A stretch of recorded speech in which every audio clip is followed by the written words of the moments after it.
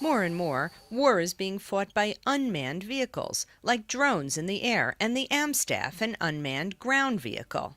The Amstaff is very unique because it's not only intelligent driving, but it's security mission oriented.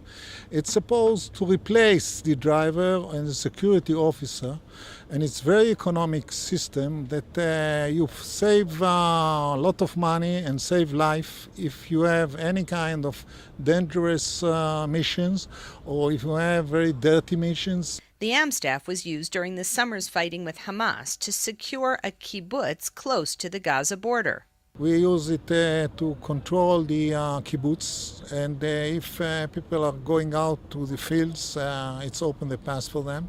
And if there is some bombs inside the place and the people are inside the shelters, they send it to find out what's going on outside. This was one of dozens of new systems on display at Israel's Unmanned Surveillance Conference near Tel Aviv.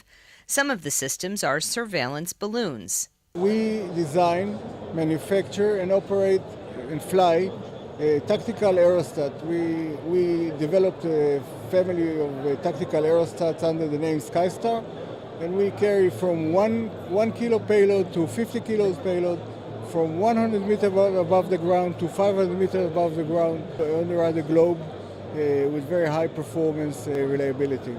The balloons carry sophisticated cameras, and the trick is how to keep them still enough to take good pictures.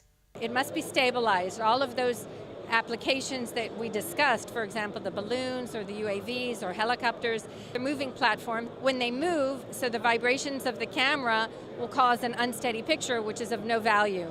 So the person who's viewing the picture needs to have the camera to be stabilized in order to be able to see a picture that's usable. Their cameras are being used around the world. For example, our camera was on their balloon in Rio at the games, at the Mondial Games.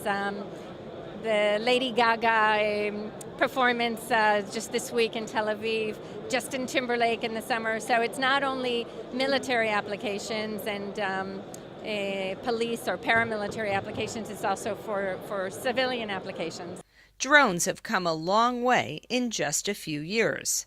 They came from the defense industry to the civil industry. They became much cheaper, so a lot of more people can afford them and use them privately.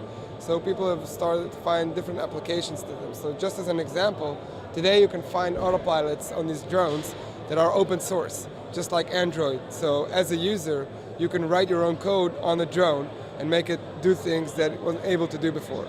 For the Media Line, I'm Linda Gradstein in Airport City.